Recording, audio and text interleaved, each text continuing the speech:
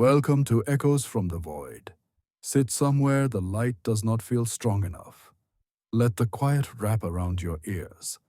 Tonight, you and the story will share the same breath. This is the feast they never left. Episode 3: When the Past Stepped Inside. The third night should have been easier. That is what Maya told herself as she stared at the cabin ceiling, counting the lines in the wood. People get used to anything, even fear. That is what she thought. That is what she wanted to believe. But the third night was different. The first night, the land had watched. The second night, it had spoken. On the third night, it decided that watching and speaking were no longer enough. The cabin settled around her, full of familiar sounds. Her grandfather closing the bedroom door down the hall. Her grandmother rinsing dishes in the sink, humming a tune that broke in the middle every time, like she forgot how it ended. Noah tapping on his phone in the next room. Normal sounds, wrapped around something that was not normal at all. Under all of it, the pulse was back. Maya could feel it through the mattress, through the floor, through the narrow frame of the bed. A slow, heavy thumping, like a buried heart keeping time under the cabin. She pressed her palm flat against the wall. The wood answered, a faint vibration that climbed through her hand and into her wrist. She swallowed. "You feel that too, right?" she whispered through the thin wall toward Noah. He did not answer at first. Then came his voice, low, not joking for once. "Yeah. I thought I was imagining it." The footsteps outside started earlier that night. Not midnight, not late. Right after the last light left the clearing. Crunch, crunch, crunch. The sound moved in a slow circle, again and again, tracing the outline of the cabin the way someone might trace the edge of a wound. Maya sat up. She could have stayed in bed. She could have pretended not to hear. But pretending had not helped so far. She crept down the hallway, passing the masks she now refused to look at for more than a second at a time. Out of the corner of her eye, they still seemed to lean a little more forward each day, as if the wall behind them was gradually pushing them off. At the front door, she hesitated. Her fingers hovered above the lock. The footsteps stopped. The silence was worse. For a heartbeat, she thought maybe it was over. Maybe the frost and the footprints and the ash-covered man had been some elaborate hallucination, a brain crushed under too much anxiety and too many half-told family stories. Then something tapped lightly on the door. Not a knock, not a fist, a fingertip. Tap, tap, tap. She could feel the points of contact echo in her chest. Her hand moved before her mind could catch up. She pulled the curtain aside from the small window by the door. The porch was empty. The clearing was still. The trees stood like black ribs against the sky, but the prints were there. Fresh, clean, undeniable. A trail leading from the forest up the steps to the door, stopping right in front of where she stood. One last footprint was pressed into the frost at the edge of the welcome mat, toes pointed toward her. She shut the curtain quickly, backed away, and nearly collided with her grandmother. "You should not be at the door after dark," her grandmother said quietly. Maya jumped. She had not heard her approach at all. "You hear it too," Maya whispered. "The footsteps, the tapping. You hear it." Her grandmother's jaw tensed. The lamplight carved deep shadows into the tired lines of her face. "I heard it before you were born," she said. "I heard it before your mother was born. I hear it more every year." "Then why are we here?" Maya snapped. The fear had to go somewhere. It came out as anger. Why come back? Why keep staying in a place that clearly does not want us here? Her grandmother's eyes filled with something that was not quite tears. It is not that it does not want us, she said.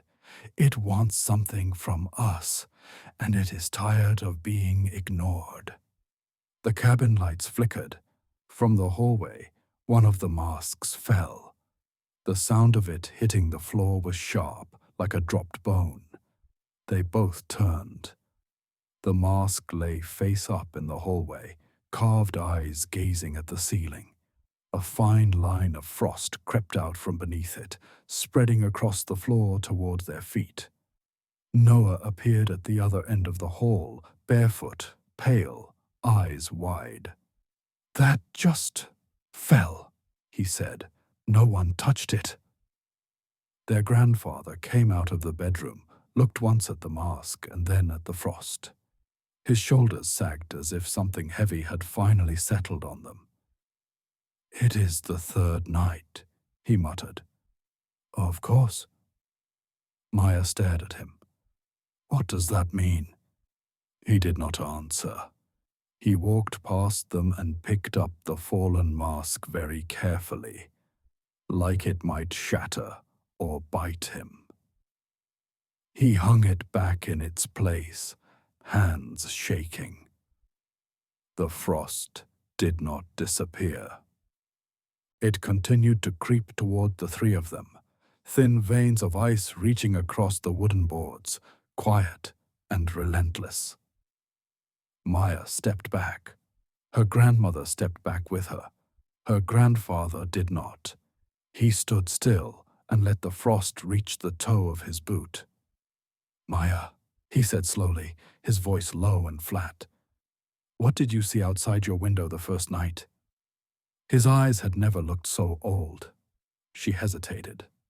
A man, she said, at the trees, covered in ash, white eyes, pointing at me. And the second night, he asked. He spoke, she whispered. He said, we never left. The frost paused at the sound of the words as if listening. Her grandmother crossed herself out of habit, then stopped halfway through the motion, as though suddenly unsure who might be watching. Her grandfather nodded once, like something he had been dreading had finally arrived, and there was a bitter relief in not being in suspense anymore. He has chosen, he said. Chosen what? Noah asked. Her grandfather looked at Maya. Chosen who will listen, he said. Chosen who will carry what the land is trying to say. Maya's mouth went dry. No, she said. No, it can choose someone else. I did not ask for this. The land does not ask, her grandmother said softly. It remembers. It calls. It decides. The pulse under the cabin grew stronger. Thump, thump, thump. The light above them hummed and dimmed. For a moment, the only thing she could hear was that buried heartbeat. Then the cabin fell away. She was still there, standing in the hallway, but she was not. The air thickened, heavy with smoke and the sting of ash. The beam of the ceiling blurred, then turned into a smoky sky. The warm light of the lamp became the glow of flames. The frost on the floor turned to falling embers. She was in the field. The corn was burning.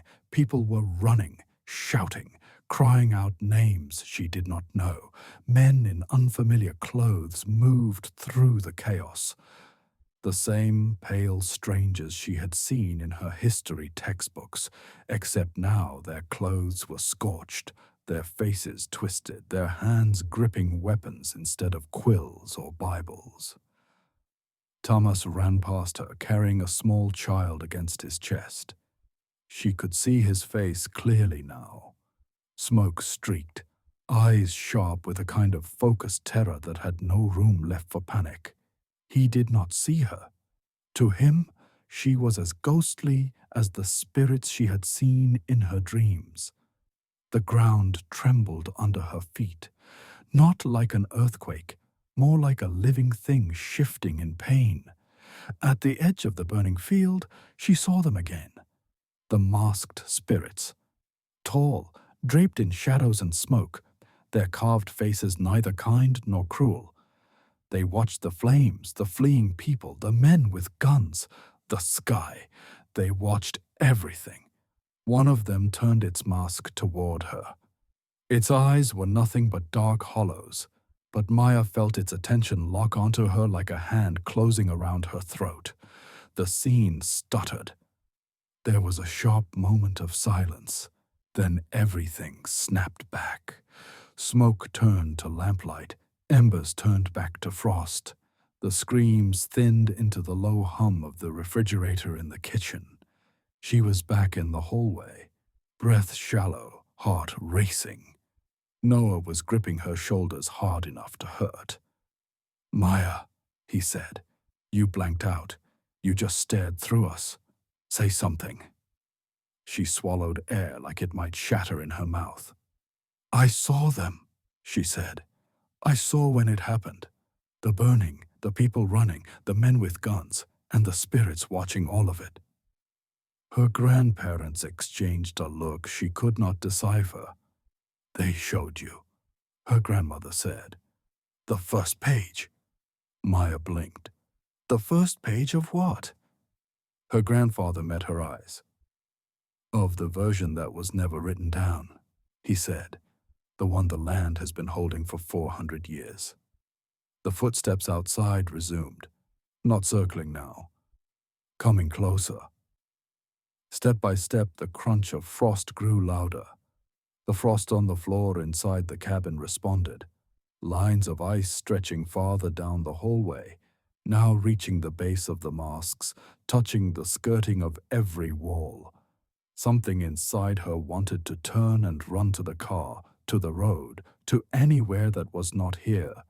But another part of her, the part that had seen Thomas run through the burning field, knew running would not help. You cannot outrun land. The front door creaked. The lock did not turn. The handle did not move. But the wood bowed inward for a moment, as though something on the other side leaned gently against it. The cabin groaned like an old animal trying to stand. Her grandfather took a long, unsteady breath. "We are going to open the door," he said quietly. Noah stared at him. "You cannot be serious." "You heard him," her grandmother said. "The land has already chosen. The door will not hold forever. Better to open it on our feet than wait for it to break on its own." Maya shook her head. "And no," she whispered. "We do not know what it wants." Her grandmother's gaze softened. "That is exactly what you are meant to learn," she said. The three of them walked to the door together. Maya's legs felt like they belonged to someone else, heavy and light at the same time. The pulse beneath the floorboards seemed to follow their steps.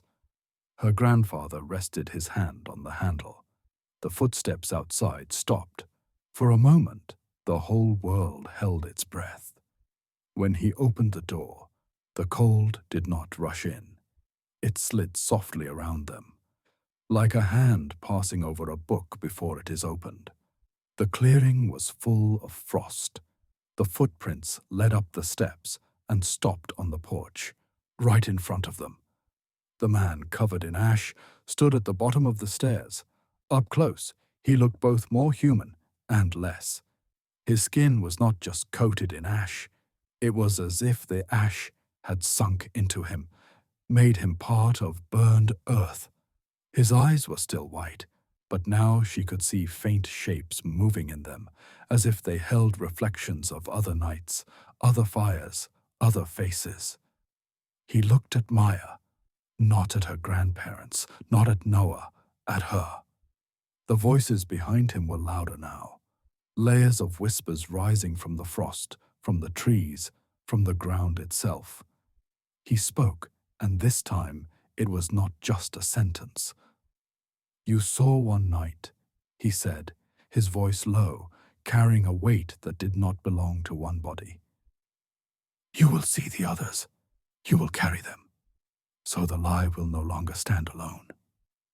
Maya's throat closed. I am not a historian, she said. I am not a leader. I am not anything. The man tilted his head, as if listening to words only he could hear. You are standing on the right floor, he said. That is enough. The frost crossed the threshold. Thin lines of ice slipped past their feet and into the cabin, the land stepping inside. Behind her eyes, the burning field flickered again. Tamas turning his face toward a future he could not see, the masked spirits watching, waiting for the exact moment they would be remembered. The third night had come. The land was done knocking. It had entered. This is where we leave them, for now, on the threshold between what was and what is. The story is walking closer, and the land has only started to speak. Thank you for listening to Echoes from the Void. If this episode followed you into the quiet after the screen goes dark, subscribe. There are more nights to come, and the land is not finished yet.